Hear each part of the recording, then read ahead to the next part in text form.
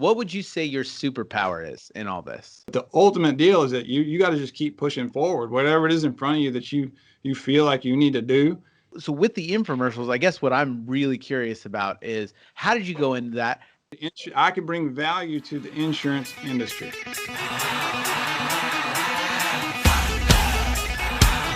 Boom! Who do we have today? Mike Watts. Thank you so much for coming on. This is Mike Watts. So with the infomercials, I guess what I'm really curious about is how did you go into that? What was that framework like that help ensure you to have success? That's the longest question you've ever heard, but No, it's if not. you could talk about that, it'd be awesome. It's spot on. It's So a lot of agents buy internet leads, and so you're buying internet leads that these companies sell to 7-8 agents. Well, it's just understanding that it's not selling, it's delivering value. I can bring value to the insurance industry. Buckle up, it's the Insurance Dudes Podcast. What's up? How you doing, man? Man, I'm just wishing I had a cool living room, or at least a virtual. I can't even afford the virtual one, Things are tight. It's a bootstrap. This is the way it is around here. It is. It is. By the way, do you know what living room from a 90s sitcom I'm sitting in? Oh, Martin Lawrence? Nope. Family Matters. Remember that? Family Matters. Remember Urkel? Oh, Family Matters, yeah. Tell us a little bit about your background, how you got to where you are. So as it went on, I did the traditional thing. I went to college. I worked all through school, but still left with a ton of debt. And I took a corporate job, worked in, I was an engineer first and then public relations because I like to talk so much. So they put me, on a microphone. And eventually, though, I ran into the glass ceiling, in my corporate cubicle. And some great people there, friends today. But for me, it was like being trapped in a cage. And it wasn't even like a glass ceiling there. I was on the 33rd floor of this building, and it was a concrete ceiling. I could see it right there. And I couldn't go above that floor until I got to a certain age, had been there a certain amount of time, kissed the right people's butts, played the game. And for me, I was just like, I need more because my wife was about to have our first child. And that's really when it all changed for me. When I had a son, I had something bigger than me. I was finally humbled. And I should have been when I got married. But figured it all out and really started putting family first. And part of the goal was to be able to not have two sources of income from two people. We could have two sources of income from one person or from a collective effort. And so me and her started going to home and garden shows and just hustling on the weekends and trying to make an extra buck and spend every weekend, every vacation day, every sick day, and a couple extra days hustling on the side, making more money while still doing a great job at my corporate job. But I built it up. When people talk about making the leap to be an entrepreneur, it's not like doesn't always have to be it's not an overnight thing, right? It's better to be a gradual thing and more of a muscle that you exercise. You don't just say, I'm going to run a marathon.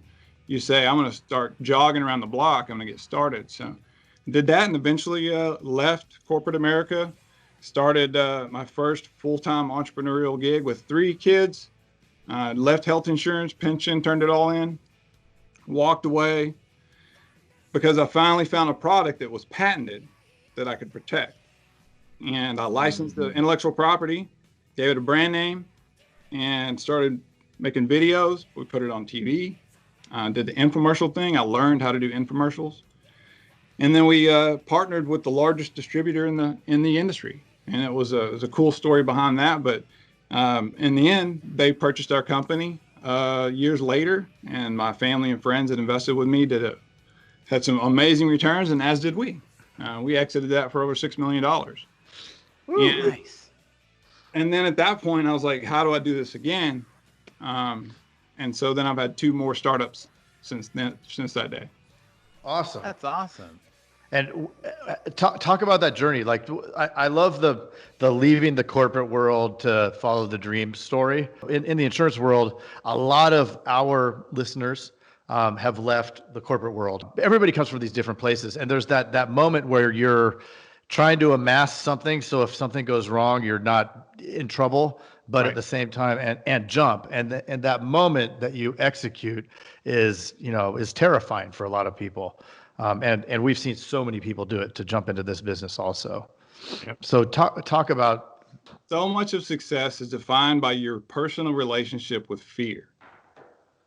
So you just have to understand that you should lean into fear.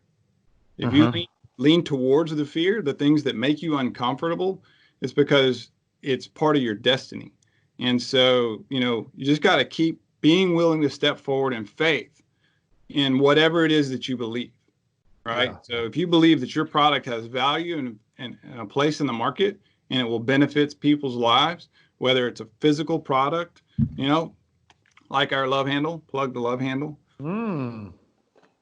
or it's an idea, right? Or it's it's a business like you guys, insurance, right? Well, that's a value to me, right? You're spreading risk out for me so that I don't have to be exposed to certain things that could completely derail me, right? Some sort of event. It's event insurance, really. So for me, it's understanding that the biggest risk of all is to do nothing. So with the infomercials, I guess what I'm really curious about is how did you go into that? What was that framework like that help ensure you to have success? And then, you can relate that to today. Yeah, no, it was a great story. And I look back as one of the better decisions that I've made. And it's coming from a place of humility as you approach something and understanding you don't know it, but you're willing to figure it out. Right. Yep. And so the best way to figure it out is to go find the guy that knows it the best. And I found this guy. He was one of the guys, right? There's probably a lot of them. I found a guy that was an expert in this business. And of course, he pitched me on some, well, I'll just acquire it and I'll put it on TV. Now, I'm going to have control and I'm going to learn how to do this. And I'll tell you what, you teach me how to do it. You would just introduce me because you need a person to buy the media. You need a fulfillment center. You need a call center. And you need, then you have to actually pay to have the tapes physically delivered from one studio to another in different beta or whatever format. That might not be the case today, but it was not that long ago. Yeah, and, that's crazy. Yeah, so there's all these pieces. So he taught me, put us on conference calls, introduced me, negotiated rates, all that stuff for 1% of our program for a year. And so, and we crushed it and we stroked him some big checks, but I did it right the first time. I didn't make mistakes with big money and I didn't let time go by. So, it's about creating win-win propositions all the way through. That's the formula for success. If the other person doesn't also feel like they're winning in any transaction, then you're never going to repeat it. So, right. I think you 100% won for 1% though. I mean, Stripe takes 2.5% just without really delivering anything, right?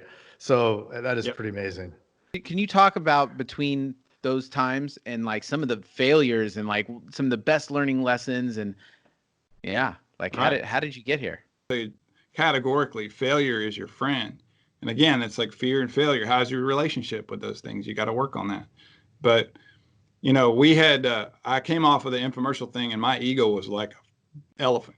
I was pretty sure I could take I was Midas touched. My next product, I'm putting it on TV and I'm going to make a bunch of money with it.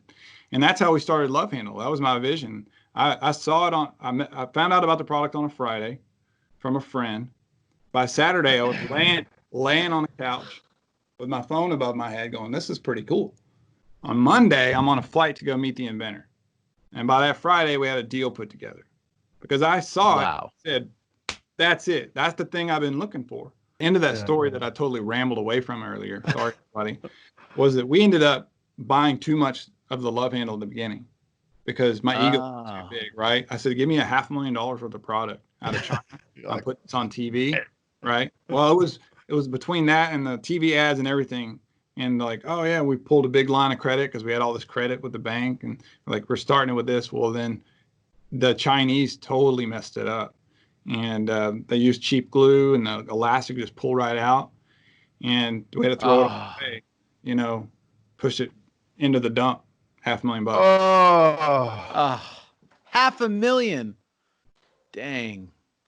Well, it might have had the coronavirus. It's possible. I don't know. Can I say that? I don't know if I can say that. Well, we do it. It's a Wuhan pump now. So. Oh man, that is crazy. That had to hurt, right? Because you come off that big wave of just crushing it, and then your first swing at your new thing. Yeah, it was very humbling, and financially, and still to this day, we have that line of credit sitting there, and like, not paid off. But at the end of the day, it's like just say, okay, well, that happened. There was a lawsuit that happened, which seems to always happen. So expect that, and just got to get through these kind of hurdles. And just, if you don't give up, life will yield to you. Right. You guys probably know the book, but it's one of those things that you just got to keep at it and keep learning.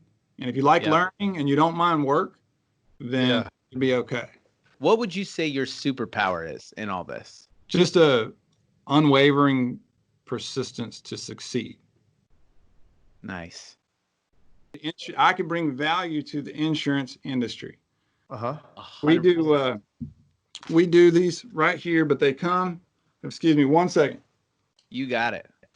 And look, I didn't find a good example, but so basically they come on custom cards, right? So you're going to go out and you're going to give your business card to somebody when you meet them. Right. So instead of giving them a business card, you give them your card. Maybe we make them business card size too, but you do that here. And on the flip side, you've got, whatever phone grip you want to give them. It might have your logo, or it might just be something cool. They kind of like that better, right? Like a cool design. And you give that out, and that becomes your business card. It might just say State Farm, right? And have your phone number. Some people put their phone number on it, but it's like the best delivery system to be a differentiator in a tangible way for like $3. Cool, man. That is awesome. Love it. Thank you, Mike. It was awesome. We appreciate having you. Anytime, we'll do it again. And y'all hit me up and sell me some of your digital marketing services too. Yeah. Perfect. Well, yeah, for sure. Thank you, man. We will talk soon. Okay. Take care, guys. Okay. Bye. Have a good one, Mike. Boom.